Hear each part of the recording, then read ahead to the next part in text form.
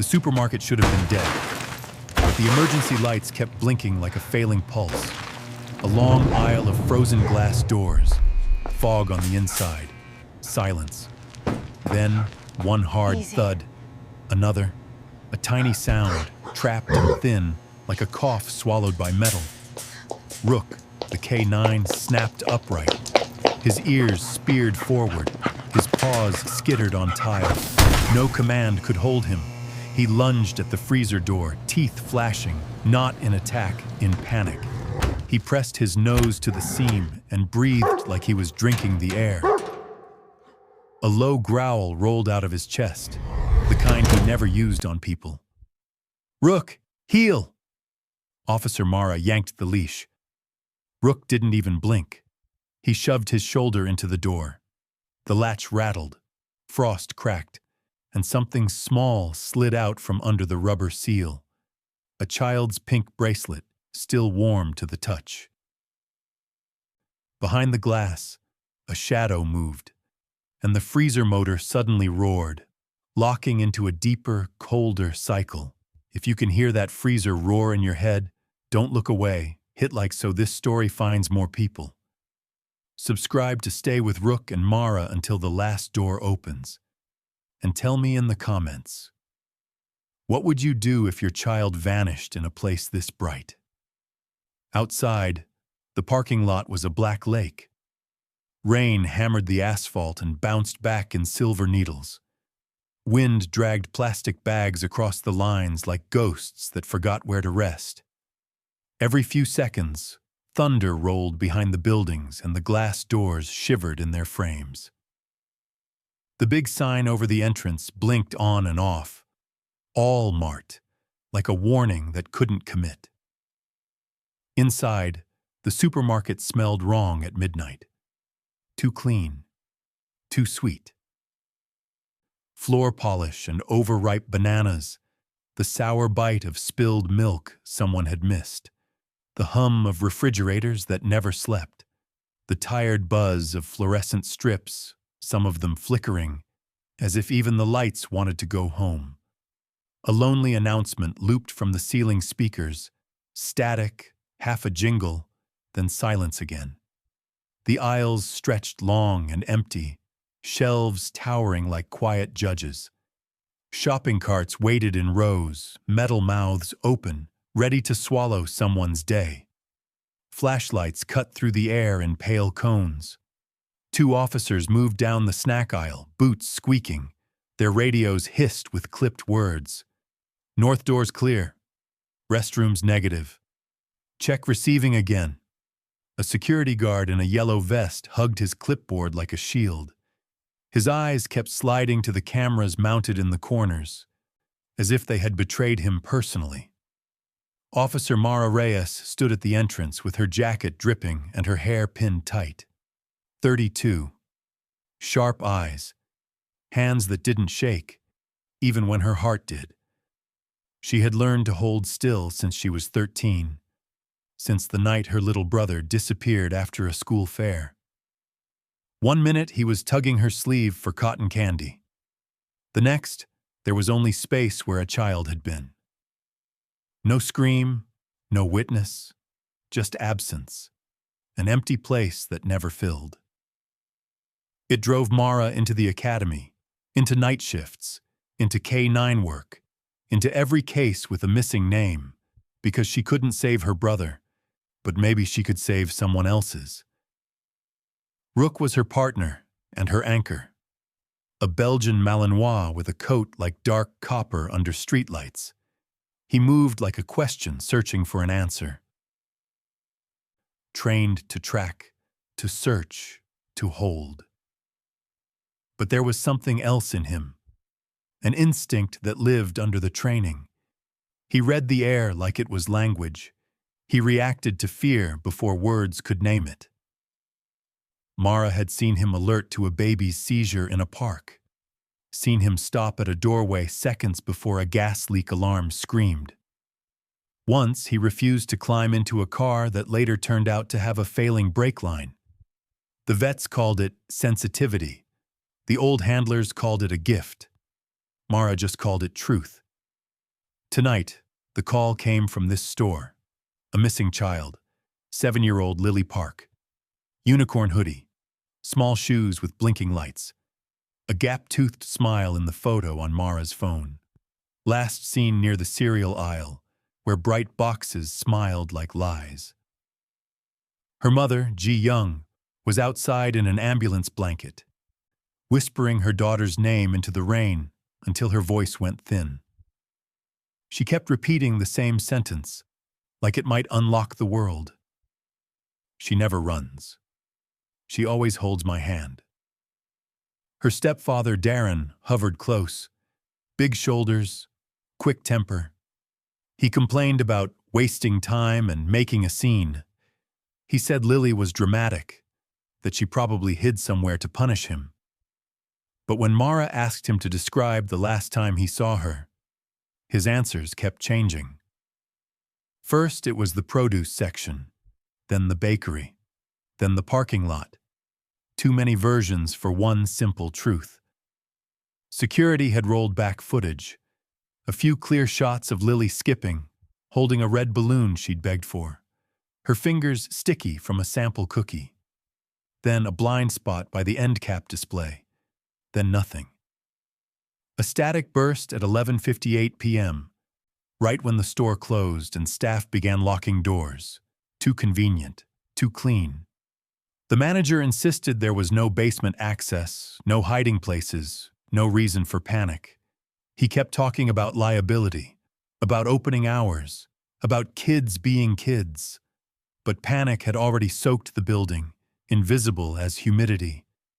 You could feel it in the way the mop bucket sat abandoned beside aisle 12, in the way a single stuffed bunny lay face down under a shelf, its tag torn off, in the way Rook's nose kept lifting, tasting something the rest of them couldn't taste. Mara clipped the leash to Rook's harness and stepped into the main aisle. She didn't pray. She listened. To the rain. To the fridges. To the soft click of Rook's nails on tile. Because somewhere in all that noise, a child was either alive or becoming a memory. Rook started the search the way he always did, nose low, body loose, a working calm. He moved past the checkout lanes, past the candy racks, past the bright gum wrappers that still glittered like tiny temptations. His breaths came steady, in through the nose, out through the mouth. Quiet, measured. He was listening with his lungs. Mara guided him toward the cereal aisle where Lily had last been seen. The shelves rose on both sides, cardboard mascots smiling wide. Rook's head snapped left. He stopped so fast, the leash went slack. One paw lifted and hung in the air. His ears pinned forward, then rotated, tracking a sound that wasn't on anyone else's frequency. He leaned into the bottom shelf and inhaled. Once. Twice. Then a third time, sharp, urgent, like he'd just tasted metal. His tail, usually level in work mode, dipped and stiffened. A rigid rudder. The fur along his spine rose in a slow ripple. Hackles up. Not aggression. Alarm. Track, Mara whispered. Rook didn't move. He turned his head and stared into the aisle crossway. His pupils were wide. His mouth closed. That was the tell. Rook only shut his mouth when something was wrong, when the air carried danger. He began to pace in a tight circle, nails clicking faster, his shoulders tensed. He whined once, low and broken, then swallowed it. He pressed his nose to the tile as if the floor itself had a scent trail. He dragged his muzzle along a seam between two panels. Then he exhaled hard, a hot burst that fogged the polished surface. A ribbon lay under the shelf, thin, red, the kind that holds a balloon. Rook sniffed it and flinched. He gave one short bark, as if calling someone back from far away. Then he nudged the ribbon toward Mara with his nose, like a message, like proof. Mara's stomach tightened. Rook pulled toward the staff-only door. She followed, feeling the leash turn from a line into a rope. At the door, Rook's whole body changed. His chest expanded. His breath shortened. He sniffed high now, not low, air-scenting. He placed his front paws on the metal and listened, head tilted. One ear flattened, the other stood like a blade. His nose twitched in tiny bursts, tasting currents that slid under the frame. His back legs planted wider, bracing, as if the ground might move. He took one step back. 2. Then he lunged forward and shoved his shoulder into the panel. The door didn't open. It trembled. From behind it came a faint vibration, like a machine cycling, like something heavy shifting. Rook's lips peeled back, not to bite, but to pull more scent into his nose. He huffed. He scratched at the bottom gap. His paw scraped and came back damp. Not water, not oil, something colder, something that smelled like disinfectant and fear. Then he froze again. His head lifted, and he stared down the corridor of empty aisles, straight toward the freezer section, like he'd just heard a name whispered from inside the walls. Mara felt the hairs on her arms rise. Even the refrigerators seemed to hold their breath. Rook dragged Mara toward the freezer aisle as if the leash had become a lifeline. The glass doors stood in a row, each one fogged at the edges. Ice bloomed like lace. The air changed here. Colder, sharper. Every breath tasted like pennies. A young officer tried the door handles. Locked. "We cleared this section," he said, already wanting to believe it. Rook didn't believe. He pressed his nose to the third door from the end. He sniffed the rubber seal, then the metal hinge, then the floor drain. His tail went straight out. His body leaned forward, weight on his front paws, ready to spring. He made a sound that wasn't a bark, a strained, pleading exhale. Mara crouched. The pink bracelet lay by the base of the door, beads scattered like a trail. One bead was cracked. Fresh. It hadn't been there an hour ago. Mara's flashlight slid across the tile and caught a smear. Faint red, like strawberry frosting dragged by a small hand. "Manager," Mara called. "I need keys, now." The manager's smile was tight. "Those freezers are sealed after hours. Liability. You can't just—" A voice cut in, sharp as broken glass. "This is ridiculous." Darren pushed through the cluster of officers. Rainwater streaked down his sleeves. His jaw worked like he was chewing anger. "She probably hid to get attention. Lily does that. She's dramatic." Ji Young flinched beside him, eyes swollen. Darren's hand closed around her wrist, too tight, too familiar. Rook saw it. His ears flattened. A low, warning rumble rose from his chest. Darren glanced at the dog and scoffed. "Control your mutt." Mara stepped between them. "Back up!" Thunder hit the building like a fist. The lights flickered. The freezer motors deepened. A heavy click sounded inside the door, like a lock engaging for a long sleep. Rook exploded. He slammed his shoulder into the glass again and again, not to break it, to warn it. His claws scraped. His throat vibrated with a growl that made the officers step back. Mara put both hands on the handle. Cold burned her palms through the gloves. She pulled. Nothing. "Open it," she said, voice flat. The manager swallowed. I don't have—" Rook's head snapped to the side. He sniffed the air, then bolted toward the back hallway. Mara ran with him. The leash cut across her fingers. Behind them, radios sparked to life. "Reyes, where you going?" "Follow my dog." They passed stacks of paper towels, past the bakery, dark now, smelling faintly of sugar and yeast. The back hallway was narrow and bright in a sick way. lit by a single emergency strip. Water dripped from a pipe and tapped the concrete in steady beats. Rook stopped at a metal door marked, "Authorized personnel only." He planted himself in front of it, ears forward, nose pressed to the crack. His breath came fast. He looked back at Mara once. A direct stare, not a dog's look. A partner's. Mara tried the handle. Locked. "Keycard?" she demanded. The security guard fumbled his lanyard. His hands were shaking. It's just storage back there." Rook scratched at the bottom gap, frantic now. His paw came back damp again. That same cold wetness. That same chemical bite.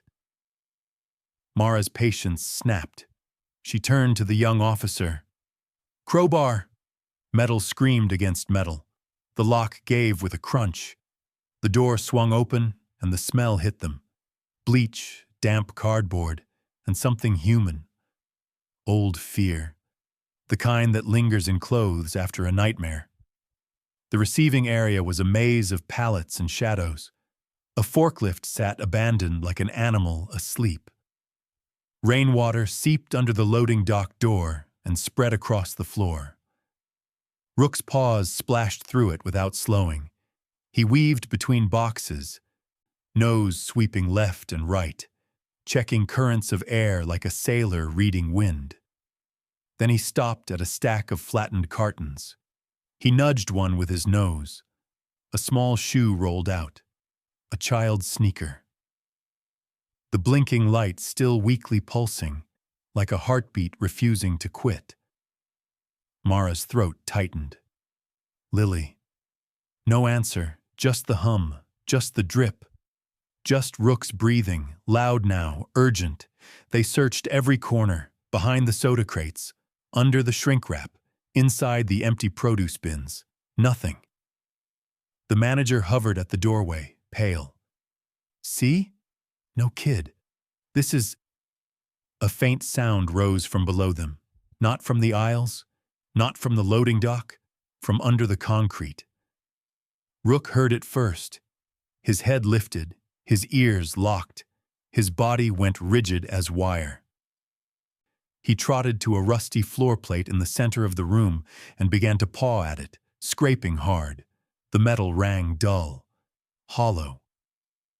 Mara knelt and ran her light along the edges. A hairline gap. Dust disturbed recently. Someone had shifted it. "Basement access," she murmured. The manager's face flashed with fear and anger. "That's sealed. It's not safe. We don't send anyone down there." "Why?" Mara asked. He didn't answer. Rook barked once, one sharp command. "Go!" Mara and the officer pried the plate up. A stale breath rose from the hole. Cold air, wet air, the smell of old pipes and forgotten things. A ladder disappeared into darkness. Mara clipped a second line to Rook's harness. "Easy," she whispered. Rook went down first, paws finding rungs like he'd been born for it. Mara followed, boots slipping, flashlight shaking. The basement swallowed sound. Above, the rain became a muffled roar. Down here, the lights were dead. Only their beams moved, cutting through dust. Water ran along the floor in thin streams. Somewhere, a motor ticked like an insect. Pipes creaked. A rat skittered and vanished. On a pipe, someone had stuck a small sticker, an orange star, a child's kind of mark. Another star appeared farther down, then another, like breadcrumbs made of courage. Rook's nose lifted. He swung left, then right, then lunged toward a narrow service corridor, and then Mara heard it. A whimper, tiny, fading. She ran. The corridor opened to an industrial room with warning signs on every wall: compactor, crush hazard, keep clear. In the corner, a red light blinked on a control panel. A timer began to count down. Waro 59, Waro 58. Rook's growl turned into a howl. Everyone's mind jumped to the same picture. A child trapped in a crushing machine, a red light, a countdown, a horror you couldn't unsee. Mara's hand flew to her radio. "Shut it down! Find the main breaker!" The young officer ran to the panel and yanked at switches that didn't move. "It's on an automated cycle." Rook didn't charge the compactor. That was the twist. He wasn't trying to get into the machine. He was trying to get away from it. He backed up, body low, ears pinned, then darted to the far wall where the concrete met a line of old refrigeration pipes. He sniffed fast, frantic. He sneezed once, violently, as if the air burned. His muzzle lifted higher. He sucked in a sharp breath and recoiled. Then he barked at the wall, 3 short bursts, like he was knocking on a door only he could hear. Mara followed his nose, not her fear. The air here had a different bite. Not metal, not bleach. Something stinging and clean. Ammonia. A refrigeration leak. Slow and invisible, crawling through the basement like a ghost. Rook had smelled it upstairs first. The cold wetness on his paw. The sudden panic at the freezer door. He wasn't just tracking Lily. He was tracking poison. Mara's light swept the wall and caught it. A small vent cover screwed on crooked. Fresh scratch marks around the edges. Tiny crescents where fingernails had dug in. And beneath it, one more orange star sticker, half torn, as if someone had placed it with shaking hands. The manager's face drained. "That vent, that leads to the old cold room," he whispered. "We sealed it years ago, after a worker got trapped. I didn't want anyone to go down there." "Why didn't you say this?" Mara snapped. He couldn't meet her eyes. Shame was louder than his excuses. Mara ripped the vent cover free. A breath of colder air rushed out, and with it, something softer, a faint, broken sob. "Lily," Mara whispered, and her voice cracked on the name. Inside the vent was a narrow crawl space, black and wet. Rook squeezed in without hesitation, shoulders scraping, harness catching, then slipping free. His claws tapped metal in quick bursts. He barked again, deeper now, urgent. "Come." Mara crawled after him, flashlight clenched between her teeth. The tunnel opened into a small chamber no one had listed on any blueprint. An old walk-in cold room, hidden behind the freezer bank above. The temperature was brutal. The floor was slick with condensation. The air carried ammonia in thin threads. And there, behind a stack of cracked plastic crates, was Lily. Curled into a ball. Hair stuck to her forehead. Lips pale. Her unicorn hoodie zipped all the way up like armor. Her arms wrapped around something that trembled. A puppy. A tiny stray that must have slipped in through the loading dock, then fallen through a broken grate. Lily had heard it crying. She had followed the sound, brave and small, because no one else would. The bracelet, dropped when she climbed down. The frosting smear. From the cookie she saved for later, for the puppy. The star stickers. Her way of leaving a trail when the dark got too big. Mara found a crumpled receipt in Lily's fist. Words scrawled in childish letters. "Please don't call him. He gets mad." The sentence hit Mara like cold water. It matched the bruise she'd seen on Ji Young's wrist. It matched Darren's shifting story. It matched the way Rook had growled when Darren grabbed too tight, like the dog had smelled violence before the room admitted it. And the camera static at closing time? The manager had rebooted the system when he noticed a staff-only door was open, trying to cover his own mistake before corporate found out. Mara reached for Lily's cheek. Lily's eyes fluttered, barely there. A faint wheeze escaped her. Cold and fumes had stolen her air. Rook pressed his warm body against her ribs and huffed, steady, like a metronome reminding her to breathe. He licked her knuckles once, gentle, then looked at Mara as if to say, "Now, move." Above them, the compactor timer kept counting down, loud now, merciless. But for the first time all night, Mara knew where the child was, and she was alive. The compactor motor woke up like a monster turning in its sleep. A low groan, then a violent clank. The whole basement shuddered. Dust rained from the ceiling in tiny gray flakes. The red light on the panel flared brighter, as if it could burn time itself. 0:30, Mara scooped Lily into her arms. Lily was light, too light. Her head lolled against Mara's shoulder. The puppy squeaked once, thin and terrified, then burrowed into Lily's hoodie like it knew she was its only safe place. "Stay with me," Mara whispered. "Breathe. Just breathe." Rook didn't wait. He turned and shot back into the crawl space. One look over his shoulder. A command without words. "Follow." Mara crawled with Lily clutched tight, her knees scraping metal, her breath burning her throat. The tunnel felt smaller now. The air tasted sharper. Ammonia threaded into every inhale. Her eyes watered. Lily coughed, a weak flutter. Rook stopped halfway and barked, one sharp note, a warning. A hiss seeped from a pipe seam ahead. A pale mist curled out, almost beautiful in the flashlight beam. Almost. "Gas!" Mara choked. Rook pressed his nose to the floor, then angled his body sideways, guiding Mara to the wall where the air was thinner. He moved like a living compass, choosing the path that wouldn't kill them. Work 18. Behind them, the compactor slammed into motion, metal on metal, a crushing rhythm. The sound traveled through the concrete and into Mara's bones. They burst out of the vent into the receiving basement. Mara staggered. The young officer grabbed her elbow. A siren began to wail somewhere above. Not police, not fire, a building alarm.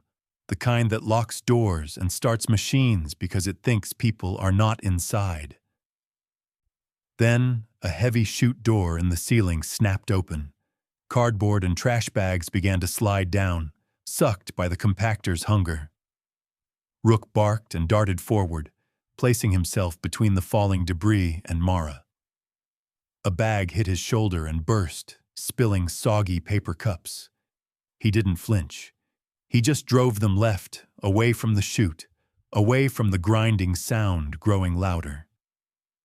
"Emergency stop!" Mara shouted, coughing. The officer's flashlight swept the walls, nothing but pipes and warning labels. Rook jumped up, front paws smacking a red mushroom button mounted high on a post, half hidden behind a stack of pallets. He couldn't press it all the way, but he scratched at it, insisting, nails ringing on plastic. The officer saw it and slammed his palm down. The compactor's roar stuttered. 007, 006. The timer hit 0. And the machine died with a choking groan, as if disappointed. "Up!" the officer yelled. "Ladder!" Rook sprinted to the ladder opening and circled once, frantic, then planted his front paws on the first rung and looked down at Mara, eyes bright with urgency. Mara climbed, one hand on the rungs, one arm holding Lily. Each step felt like lifting the world. Lily's breath was shallow. Her lips trembled. The puppy whimpered and licked her chin like a tiny prayer. Halfway up, the lights above flickered and died. For one awful second, Mara was climbing into black. Rook barked again, short, steady. He wasn't panicking. He was anchoring her. "Almost," Mara rasped. She reached the top. Hands grabbed her. Cold air hit her face like mercy. They hauled Lily up onto the concrete. But the danger didn't end. The ammonia leak had already started climbing the shafts. A sharp sting crawled into everyone's eyes. Rook sneezed hard and shook his head. then looked back down the hatch and whined, warning them to seal it. Mara slammed the floor plate back into place. "Ventilate! Open the loading dock!" she ordered. The manager stumbled forward, eyes wide. "If you cut power, the freezer doors! Do it!" Mara snapped. Rook was already moving. He bolted back toward the freezer aisle, leash trailing. Mara ran after him, lungs on fire. Lily passed into the arms of a paramedic who had just rushed inside. The freezer section looked the same. Glass doors, fog, ice. But now the motors roared louder, as if the building was trying to bury its secrets. Rook hurled himself at the same door. Again. Mara grabbed the handle and pulled with all her weight. The latch fought her. Frost cracked. The rubber seal groaned. A thin line of air slipped out, cold and sour. Rook jammed his shoulder into the gap and forced it wider. And then, with a sound like a breath breaking, the door popped open. A gust of freezing air rushed over them. The officers stepped back. Inside the freezer room, behind stacked boxes of frozen fries, was a second door, one Mara hadn't known existed. A maintenance exit leading down to the sealed cold chamber, the hidden path. The reason Rook had been screaming at glass. Mara's stomach turned. All this time the child had been inches away, separated by insulation and corporate shortcuts. "Shut the unit down," Mara ordered. "Ventilate now." They rushed Lily out to the front entrance. Ji-young ran toward her, sobbing, hands shaking so hard she could barely touch her own daughter. Lily's eyelids fluttered. Her fingers clutched the puppy like it was a lifeboat. I didn't want him to be mad," Lily whispered, voice almost swallowed by the rain. Ji-young froze. Darren stepped forward fast, too fast. "Give her to me," he demanded. "She's my kid. This is over." Rook slid between them like a blade. His body went stiff, tail low, ears forward. His growl vibrated in the air, a warning line Darren could not cross. Darren's face twisted. "Move, dog!" He reached anyway. Rook lunged, not at flesh, but at Darren's sleeve. Teeth closed on fabric, a hard yank. Darren stumbled back, shocked more than hurt. The officers moved in. Darren shoved one aside and bolted toward the automatic doors. "Stop!" Mara shouted. Darren ran into the rain. So did Rook. The parking lot was chaos. Wind, water, headlights painting streaks across puddles. Darren slipped between cars, shoes skidding on wet oil. Rook chased low and fast, paws spraying water like sparks. Mara followed, boots pounding, radio shouting in her ear. Darren tried to climb a fence. His hands grabbed the chain links. For a second, he was almost over. Rook launched. He hit Darren's leg with his shoulder and knocked him sideways, pinning him long enough. Teeth again on the pant cuff, controlled, trained. Hold and release. Hold and release. Darren fell hard into a puddle. Breath knocked out of him. Officers swarmed. Cuffs clicked. Darren screamed about rights and lies, but the rain swallowed his voice. Mara stood over him, chest heaving. Not triumph, just exhaustion. Just the bitter taste of almost. Back inside, paramedics worked fast. Warm blankets. Oxygen. A mask over Lily's small face. The puppy was wrapped too, placed against Lily's chest so she could feel a heartbeat. Lily's eyes opened wider this time. She found Rook. Her hand lifted, slow, trembling. Rook stepped close and lowered his head so she could reach. Her fingers sank into his fur. "Good dog," she whispered. Rook closed his eyes for a second, like he had been holding his own breath all night, and finally let it go. And Mara, who had carried a missing brother like a stone for 19 years, felt something shift, not erased, not healed, but cracked open, just enough for light to get in. Dawn didn't arrive all at once. It seeped in, quiet and stubborn, through the rain clouds. The storm thinned to a drizzle. The neon sign over the entrance stopped blinking and finally held steady, as if the building had run out of lies. At the hospital, Lily's cheeks slowly found color again. Warm blankets, warm air. A steady beep on the monitor that sounded like forgiveness.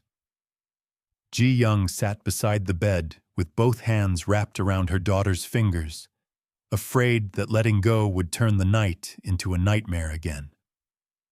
The puppy slept on Lily's chest, rising and falling with her breath, a tiny proof that kindness can survive cold places.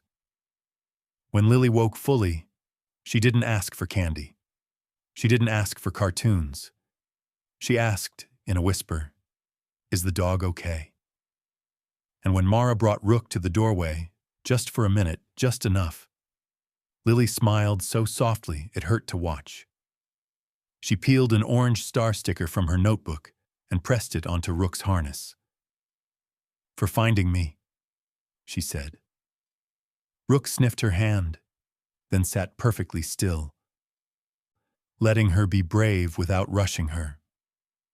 A social worker spoke softly in the hallway, not shouting, not blaming, just making space for truth. Ji Young's eyes were tired, but when she nodded, there was strength in it, the kind that grows when you choose safety over silence. A plan was made. Safe relatives, new locks, a phone number on speed dial, small protections that add up to a life. Darren was charged. The words felt heavy in Mara's mouth, but they also felt clean, like finally opening a window in a room that has been closed too long. Back at the station, someone hung a fresh tag on Rook's collar, a small metal plate engraved with one word, "Found." The officers clapped him on the ribs. He accepted the praise the way good dogs do, like it belonged to the mission, not the ego. But when Mara knelt and pressed her forehead to his, Rook leaned in and breathed out, slow, calm, as if he was telling her, "You did not lose this one." That night, Mara drove to the old fairgrounds where her brother vanished years ago. The place was empty now, just wet grass and a rusted gate. She stood there with Rook at her side and listened to the quiet. The ache was still there. It always would be. But for the first time in a long time, the ache had a counterweight. A child's heartbeat. A dog's stubborn courage. A small life pulled back from the edge. Mara drove past the supermarket later that week. Workers were repairing locks, replacing cameras, posting new signs. She knew it wouldn't fix everything. It never does. But it was a start. And in the calm after, a thought kept returning, gentle and sharp at the same time. Sometimes the first alarm doesn't come from a siren. Sometimes it comes from a dog who refuses to heal. A dog who hears fear in a room full of noise. A dog who chooses a child over comfort, over training, over everything. If this story made your chest tighten, take one small thing with you. Hold your people close in crowded places. Teach kids one safe rule they can remember when panic hits. Stay where the light is. Find a uniform. Keep breathing. And if an animal is trying to warn you, listen. They don't need words to tell the truth. Tell me in the comments. Have you ever seen a dog sense danger before anyone else did? And if you were Mara, would you have followed Rook into the dark?